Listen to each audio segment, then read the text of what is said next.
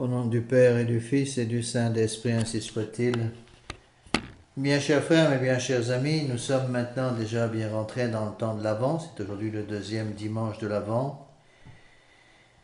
Et encore une fois, il nous faut essayer de mettre dans nos cœurs l'esprit de l'Église. Quel est l'esprit de l'Église pour l'Avent? J'en ai déjà un petit peu parlé dimanche dernier. Cet esprit, c'est un esprit qui nous rappelle que nous sommes des êtres d'éternité, que le bon Dieu nous a créés pour l'éternité. On est sur la terre pour un certain nombre d'années, 80, 90 ans grand maximum, guère plus, parfois moins. Et on est sur la terre pour se préparer à une éternité, soit une éternité de bonheur, soit malheureusement une éternité de malheur. Le bon Dieu ne souhaite qu'une seule chose, évidemment, c'est que tous nous allions rejoindre au paradis. C'est l'enseignement de saint Thomas d'Aquin. De volonté antécédente, Dieu veut sauver tous les hommes. De volonté conséquente, malheureusement, puisqu'il sait, comme il est Dieu, il sait tout, comme il sait que beaucoup de gens, malheureusement, refuseront sa grâce, refuseront son aide surnaturelle, et bien malheureusement, il sait que dans la pratique, tout le monde ne se sauvera pas. Et qu'au contraire, la grande partie des gens, la plus grande partie des gens, hélas, se donnera. Ce qu'on appelle le petit nombre relatif des élus. Rappelez-vous ce qu'a dit notre Seigneur, la voie large, la voie étroite. La voie large qui mène à la perdition, la voie étroite et peu sont ceux qui la prennent. Et donc, le temps d'avant nous rappelle qu'il y a un événement qui arrive. Mais au début de l'année liturgique, la lumière qui arrive, c'est la lumière du soleil de justice, notre Seigneur Jésus-Christ. Un événement de miséricorde pour ceux qui l'acceptent, pour ceux qui acceptent notre Seigneur Jésus-Christ. Et là, c'est un événement de justice pour ceux qui refusent notre Seigneur Jésus-Christ. Notre Seigneur Jésus-Christ se présente à tous les hommes. Certains vont l'accepter et certains vont le refuser. Et c'est déjà ce qui avait été annoncé il y a longtemps déjà, au moment où notre Seigneur Jésus-Christ a été présenté au temple de Jérusalem par sa mère, la Sainte Vierge Marie. Cet enfant, dit Siméon, qui attendait l'enfant Jésus, cet enfant, dit-il en le prenant de ses bras, est établi pour la ruine et la résurrection d'un grand nombre et comme un signe qui excitera la contradiction. Notre Seigneur est un signe de contradiction parce que où on le garde, on l'utilise on le reconnaît comme un événement de miséricorde pour aller au ciel, ou malheureusement on le refuse, ce sera pour nous, la naissance de notre Seigneur Jésus-Christ sera pour nous un événement de justice. Qu'il y ait événement de miséricorde, évidemment, dit aussi intervention de notre Sainte Vierge Marie.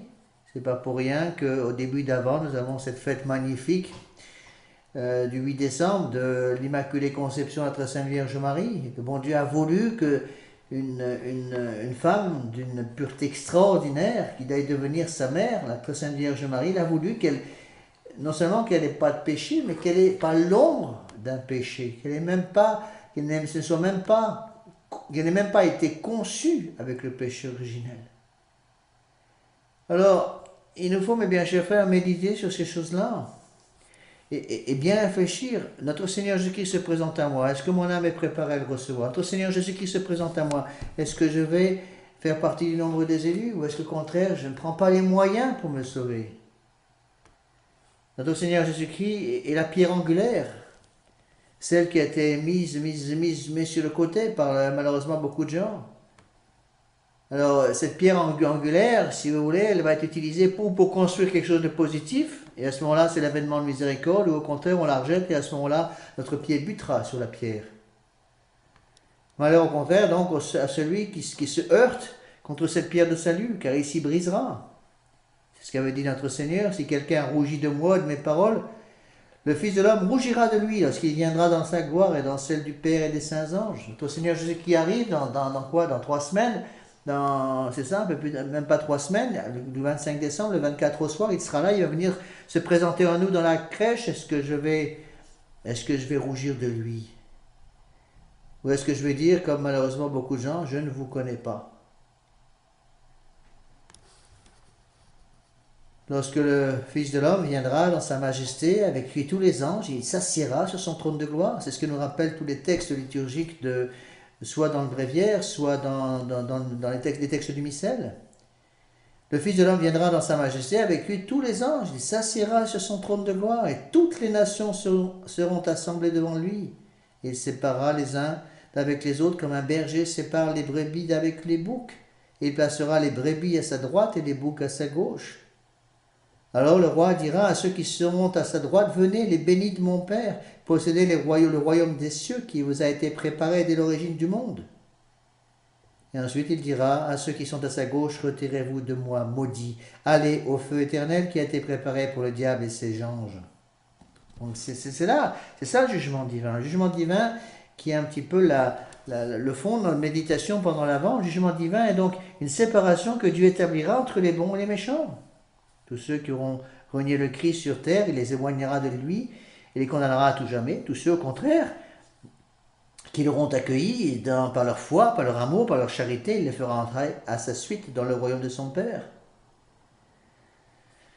Donc il faut méditer ces deux phrases. Je pense que le but de l'Avent, c'est ça, préparer notre cœur à la venue de notre Seigneur Jésus-Christ. Et la meilleure façon de préparer notre cœur, notre âme à la venue de notre Seigneur Jésus-Christ, c'est de méditer ces deux phrases. Venez, les bénis de mon Père, possédez le royaume des cieux qui vous a été préparé dès l'origine du monde. Ou au contraire, méditez une autre phrase. Retirez-vous de moi, maudits, allez au feu éternel qui a été préparé pour le diable et pour ses anges. Les pères de l'Église ont des phrases très belles sur ce sujet, mais en même temps, presque pas dures, mais presque décourageantes si on oublie la vertu de charité. C'est pour ça qu'il faut bien méditer tous ces textes liturgiques très importants, soit dans le bréviaire, soit dans le texte du missel de la messe, avec la vertu d'espérance. Mais les pères de l'Église font remarquer qu'ils donnent 3 exemples. En préparant mon cours, justement, que j'ai commencé au mois de janvier, si Dieu veut, sur l'exégèse des saints évangiles, je commencerai sur le site le 3 janvier, j'ai déjà placé quelques polycopiés déjà du cours qui commencera au début du mois de janvier, mais vous pouvez déjà avoir accès à certains polycopiés qui sont prêts, qui sont déjà sur le site d'Anne-Marie. Eh bien, quand on étudie un petit peu les textes des pères de l'Église, on voit très bien qu'ils expliquent non pas la dureté de notre Seigneur Jésus-Christ, mais l'exigence du salut. Notre Seigneur Jésus-Christ est prêt à tout donner. C'est pour ça qu'il va mourir sur la croix pour moi. Mais il exige en contrepartie, justement, cette union à lui. Et les pères de l'Église, encore une fois, eux, ils donnent 3 exemples. Le premier, c'est l'exemple de Lot. Et ces 2 filles. Lot, c'était le neveu d'Abraham, tout à fait au début de l'histoire de l'Église.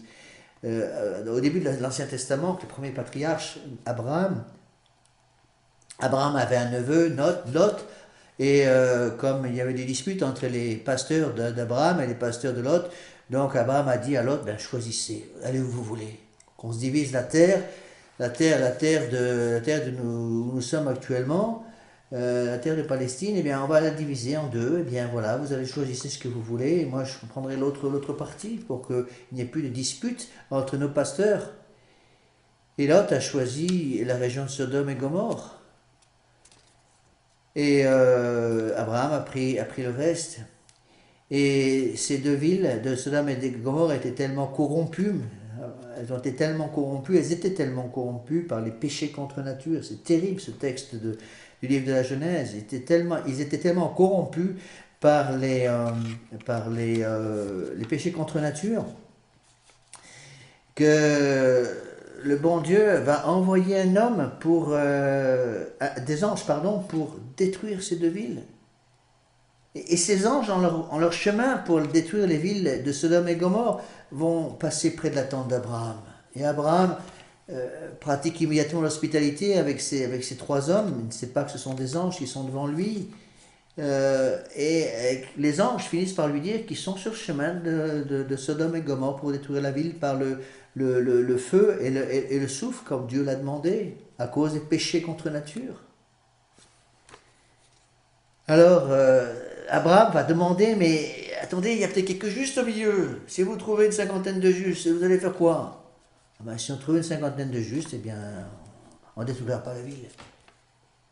Et Abraham va diminuer le chiffre, il va atteindre le chiffre de 10. Si vous trouvez 10 hommes en état de grâce dans cette ville, est-ce que vous allez détruire la ville? Non. Nous ne détruirons pas la ville si nous trouvons 10 personnes qui vivent en état de grâce dans cette ville. Et ils n'ont pas trouvé les 10 personnes. Et ces deux villes vont être réduites en cendres par le bon Dieu, le Dieu de bonté qui détruit ces deux villes parce que justement il ne peut pas supporter ces péchés contre nature qui sont malheureusement partout maintenant dans le monde moderne. Et vous savez que Dieu va faire sortir Lot, son épouse et ses deux filles de la ville avant de les détruire. Et malheureusement, la femme de Lot, l'épouse de Lot, a désobéi à l'ordre qui avait été donné par l'ange. Ne regardez surtout pas en arrière. Elle a regardé en arrière. Elle a été, nous dit le texte, transformée en une statue de sel. Et donc, seuls de ces deux villes, de Sodome et Gomorrhe, seuls ont été sauvés, donc Lot et ses deux filles. Deuxième exemple que donne les pères de l'Église, c'est le déluge. C'est la même histoire. Seul dans l'arche de Noé, il y aura Noé et son épouse et ses trois fils, Sem, Cam et Japheth, et leurs épouses respectives, et c'est tout. Ça ne veut pas dire que toutes les autres personnes sont en enfer. Non, c'est pas ce que disent les pères. Mais les seules personnes qui ont pu monter dans la barque du salut, à savoir l'arche de Noé, sont les membres de la famille de Noé. Donc 8 personnes, c'est tout. Le troisième exemple que donnent les pères de l'Église, c'est l'exemple de l'entrée en terre promise. Donc Dieu sort d'Égypte son peuple, qui était maintenu en esclavage par les Égyptiens. Donc le peuple hébreu sort, et de ces 600 000 personnes qui sont sorties du peuple du pays d'Égypte, qui ont traversé la mer Rouge, qui ont eu droit à des miracles extraordinaires du bon Dieu, le miracle de la manne, par exemple, le miracle des cailles, pour nourrir, pour abreuver cette foule immense, de ces 600 000 personnes qui vont quitter la terre d'Égypte pour aller dans la terre promise, à cause de la désobéissance de ce peuple qui est toujours en train de se plaindre et qui tombe dans l'idolâtrie trop facilement, eh bien Dieu va châtier ce peuple. Et de ces 600 000 personnes qui ont quitté le pays d'Égypte, seules 2 personnes vont atteindre et pouvoir pénétrer dans la terre promise. Caleb et Josué, c'est tout. Même le grand Moïse, un des plus grands saints de l'Ancien Testament, Moïse va contempler de loin la terre promise, il ne va pas pouvoir y rentrer. Ça ne veut pas dire, bien sûr, encore une fois, que Moïse est en enfer, bien sûr que non. Moïse est au ciel, c'est absolument évident, c'est un des plus grands saints de l'Ancien Testament. Mais le bon Dieu, justement, a bien voulu montrer par là qu'il y a un choix à faire. Ou l'Égypte, ou la terre promise. Ou la barque du salut, qui est l'Église catholique, ou le déluge. Ou la sortie de Sodome et Gomorrhe, ou la sodomie de ces deux pays, de ces deux villes. Alors, méditons un petit peu les textes de l'Église. Donc, elle nous dit, par exemple, les textes du deuxième dimanche de l'Avent.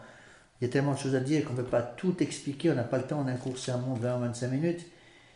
Voilà ce que nous dit Saint Paul aux Romains, donc l'épître du deuxième dimanche en fin d'épître. Il nous dit que le Dieu d'espérance vous remplisse de joie et de paix dans la foi, afin que vous croissiez dans l'espérance et dans la force de l'Esprit Saint. Donc notre Seigneur Jésus-Christ nous, si vous voulez, fait allusion par Saint Paul à 3 vertus théologales, la foi, l'espérance et la charité. Que le Dieu d'espérance, première vertu théologale, l'espérance pour prier, vous remplisse de joie et de paix dans la foi. Foi catholique, deuxième vertu théologale, la vertu de foi, pour nous faire croire, pour permettre que nous croyions en toutes les vérités de la foi catholique, afin de croître dans l'espérance et dans la force du Saint-Esprit. La force du Saint-Esprit, c'est quoi? C'est la vertu de charité. Et le texte explique bien que si nous avons en nous, si nous prenons soin de garder en nous, dans notre âme, ces 3 vertus de foi, d'espérance et de charité, foi pour croire, espérance pour prier et charité pour obéir à la loi du bon Dieu. On ne peut pas prétendre aimer notre Seigneur Jésus-Christ sans évidemment suivre ses commandements, c'est impossible. Eh bien, si nous remplissons notre cœur de foi, d'espérance et de charité, les 3 piliers de la foi catholique, à savoir les piliers des vertus théologales, eh bien, à ce moment-là, nous aurons les fruits du Saint-Esprit. Et Saint Paul aux Romains nous parle des 2 premiers, la joie et la paix. Que le Dieu d'espérance vous remplisse de joie et de paix. Voilà ce que nous promet notre Seigneur Jésus-Christ. Et il nous promet, si vous gardez mes commandements, si vous gardez la vertu de foi, si vous gardez la vertu d'espérance, si vous gardez la vertu de charité, je vous donnerai la joie et la paix. Déjà ici-bas en partie. Évidemment, la paix et la joie qu'il nous donne ici-bas n'est pas la joie et la paix de la gloire au ciel. Mais c'est en toute lettre dans le texte de Saint Paul que le Dieu d'espérance vous remplisse de joie et de paix. Notre Seigneur ne dit pas, le Dieu d'espérance vous remplira au ciel de joie et de paix. Il dit que le Dieu d'espérance vous remplisse de joie et de paix ici-bas. Si nous avons la foi, si nous savons que notre Seigneur Jésus-Christ est là, si nous savons que notre Seigneur Jésus-Christ se donne à nous dans le sacrement de la Sainte Eucharistie, que notre Seigneur Jésus-Christ est prêt à nous pardonner les péchés, nos péchés même les plus graves par le sacrement de la confession, de pénitence, alors nous savons que les portes du ciel nous sont ouvertes. Nous savons que nous pourrons aller avec l'autre et sortir de la ville avant que le monde moderne soit détruit par la colère divine. Qu'il y aura toujours une place pour nous dans l'arche de Noé et qu'il y aura toujours une place pour nous dans la terre promise. La terre promise, c'est quoi? La terre promise, c'est le paradis, c'est absolument évident. Et l'évangile du jour, du deuxième dimanche de l'Avent, c'est le chapitre 11 de Saint Matthieu. Les gens vont venir, les disciples vont venir voir Saint Jean-Baptiste qui commence à prêcher. Il était un peu plus âgé que notre Seigneur Jésus-Christ. Et les disciples vont voir Saint Jean-Baptiste en disant, ou les pharisiens vont voir les disciples et Saint Jean-Baptiste lui-même en disant, mais êtes-vous celui qui doit venir? Êtes-vous Messie? Ou devons-nous en attendre un autre? Et qu'est-ce que répond Saint Jean-Baptiste? Il y a cette phrase candide, les aveugles voient, les boiteux marchent, les lépreux sont guéris, les sourds entendent, les morts ressuscitent, les pauvres sont évangélisés. Et bienheureux est celui pour qui je ne serai pas une occasion de scandale. Eh bien, mes bien chers frères, ça c'est pour nous. C'est qui ces aveugles, ces boiteux, ces lépreux, ces sourds, ces morts, ces pauvres? C'est chacun d'entre nous, mes bien chers frères. Je suis un aveugle parce que je ne vois pas suffisamment la lumière de l'évangile qui est devant moi, la lumière de ce soleil de justice qui est notre Seigneur Jésus-Christ. Je suis un boiteux parce que le péché m'empêche de marcher droit. Je clopine en m'appuyant sur une canne parce que justement ma démarche n'est pas sûre, parce que justement je tombe trop souvent dans le péché. Les lépreux sont guéris. C'est qui ce lépreux? Ce lépreux, c'est moi. Chacun d'entre nous sommes des lépreux de notre Seigneur Jésus-Christ. Des lépreux qui se précipitent vers notre Seigneur Jésus-Christ pour dire, Seigneur, guérissez-nous. Seigneur, fils de David, ayez pitié de moi. Je suis un pauvre lépreux parce que j'ai le péché en moi, malheureusement, dans lequel je retombe trop souvent. Alors venez me guérir. Les sourds entendent. Je n'aime pas entendre la vérité évangélique, la vérité de l'Église catholique. Alors j'ai tendance à écouter, Seigneur, les sirènes du monde moderne et à me boucher les oreilles pour pas bien entendre les avertissements de mon ange gardien, les avertissements de notre Seigneur Jésus-Christ, qui me montre sa croix, qui me montre où il m'attend. Alors j'entends pas parce que je suis sourd. Les morts ressuscitent. C'est qui ce mort? Ce mort qui ressuscite, mais c'est aussi moi. Moi aussi je tombe malheureusement parfois dans le péché mortel. Et si j'ai malheur de tomber dans le péché mortel, mon âme est morte. Elle ressuscite comment? Par un acte de contrition parfaite, suscité par la grâce du bon Dieu, par une bonne confession qui efface ce péché mortel. Les pauvres sont évangélisés. Eh bien, c'est la bonne nouvelle du salut. Notre Seigneur Jésus-Christ vient nous annoncer la bonne nouvelle du salut. Il vient nous annoncer justement qu'il nous a envoyé un ange pour nous préparer la voie devant chacun d'entre nous. C'est ce que dit l'Évangile en fin d'Évangile de ce deuxième dimanche de l'Avent. Qu'allez-vous donc aller voir? Un prophète? Oui, je vous dis, et plus qu'un prophète, car c'est de lui qu'il a été écrit, voici que devant ta face, j'envoie mon ange qui préparera la voie devant toi. Eh bien, nous devons utiliser, mes bien chers frères, ce temps de l'Avent pour nous préparer la voie qui mène à notre Seigneur Jésus-Christ. Il va falloir rendre lisses les sentiers, il va falloir enlever les pierres, enlever les détritus du sentier, pour que le sentier qui mène à la porte de mon âme, qui mène à mon âme, soit propre. Pour que notre Seigneur Jésus-Christ puisse y venir le jour de Noël. Mon âme, c'est quoi? Mon âme, c'est la crèche. Pour le moment, la crèche est vide. Notre Seigneur Jésus-Christ va venir, mais il faut encore qu'il puisse rentrer dans la maison. Il faut qu'il puisse pénétrer dans cette crèche. Il faut qu'il puisse pénétrer dans cette grotte. Mon âme, c'est la crèche, mon âme, c'est la grotte. Mais si le chemin qui mène à mon âme est encombré de pierres, de ronces, d'orties, qui empêchent notre Seigneur Jésus-Christ de venir, comment voulez-vous qu'il puisse rentrer dans mon âme? Donc le temps de l'Avent, c'est ça. Le temps de l'Avent, c'est un temps de préparation pour que je puisse justement rentrer en notre Seigneur, rentrer dans le Sacré-Cœur de notre Seigneur Jésus-Christ. C'est ce que dit l'oraison d'aujourd'hui. Réveillez nos cœurs, Seigneur, pour préparer les voies à votre Fils unique, afin que sa venue nous donne de pouvoir vous servir avec des âmes purifiées. Et c'est pour cela, encore une fois, que le bon Dieu a permis qu'il y ait, en ce début d'Avent, pour nous fortifier, pour nous encourager, pour augmenter en nous la charité, cette image magnifique de la Mère de bon Dieu. Une des plus grandes fêtes de la Sainte Vierge, c'est la fête de l'Immaculée Conception. Je suis l'Immaculée Conception, le bon Dieu n'a pas voulu que sa nature humaine lui soit donnée par une personne contaminée par le péché. Donc il n'a pas voulu que sa mère ait même le moindre péché véniel. Elle est Immaculée Conception, conçue sans péché. Rappelez-vous ce qui a été dit par notre Sainte Vierge Marie à Sainte Bernadette, je suis l'Immaculée Conception. Alors, précipitons-nous, mes bien chers frères, précipitons-nous dans le cœur immaculé de Marie, le cœur immaculé de Marie qui nous attend, le cœur de l'Immaculée Conception qui nous attend. Et Notre-Dame est Immaculée Conception, pourquoi? Elle est Immaculée Conception pour nous amener au Sacré-Cœur de notre Seigneur Jésus-Christ. Et le chemin qui mène au Sacré-Cœur, évidemment, c'est le chemin de la croix, parce que notre Sacré-Cœur, il est où? Il est accroché à la croix, il n'est pas au ras du sol. Notre Seigneur Jésus-Christ, et sur la croix, il avait dit, quand je serai élevé sur la croix, j'attirerai tout à moi. Notre Seigneur Jésus-Christ nous attire tous. La croix, le calvaire, c'est aussi la crèche.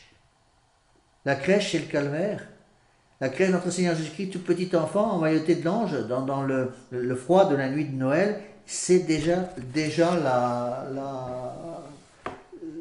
rédemption qui arrive. Le bois de la crèche représente le bois de la croix. Les langes qui emmaillotent l'enfant Jésus représentent le linceul qui emmaillotera le corps de notre Seigneur Jésus-Christ après sa mort. Donc qui nous amène à la crèche? Notre Seigneur Vierge Marie. Moi je suis avec les pauvres, arrivant devant la crèche, je ne sais même pas rentrer dans la grotte. Alors notre Seigneur Vierge Marie qui me voit hésitant à l'entrée de la grotte, elle se lève, elle vient à l'entrée de la grotte, elle me prend par la main, venez entrer mon petit, mon fils vous attend. Oui, mais vous savez, ma bonne mère, moi, je ne suis pas très propre, et puis mon âme, elle n'est pas tout à fait exactement dans un état de perfection. Venez, venez. Et notre Seigneur Vierge Marie nous amène au pied de l'enfant Jésus, au pied de la crèche. Elle va même prendre l'enfant Jésus emmailloté de l'ange et le mettre sur nos bras, pour que nous puissions bercer l'enfant Jésus. Et notre Seigneur Jésus-Christ, qui est à ce moment-là sur nos mains, justement, eh bien, il va nous sourire pour nous montrer, voilà où je veux vous amener. Et de sa main, il va désigner la croix qui est derrière la crèche. Et la croix qui est derrière la crèche, elle amène où? Elle amène au ciel, c'est évident. Première étape, Bethléem. Deuxième étape, Jérusalem, avec la croix de Golgotha. Troisième étape, la gloire du ciel. Et pour franchir ces différentes étapes, notre Seigneur Vierge Marie nous prend par la main, elle qui est Immaculée Conception, pour nous amener auprès de celui qui est aussi Immaculée Conception, bien sûr, dans son humanité, notre Seigneur Jésus-Christ, son divin Fils. Alors demandons cette grâce de ne pas gaspiller les grâces du temps de l'Avent, mes bien chers frères. Relisons souvent tous ces textes magnifiques, textes liturgiques magnifiques, pour nous préparer à cette fête de Noël. Au nom du Père et du Fils et du Saint-Esprit, ainsi soit-il.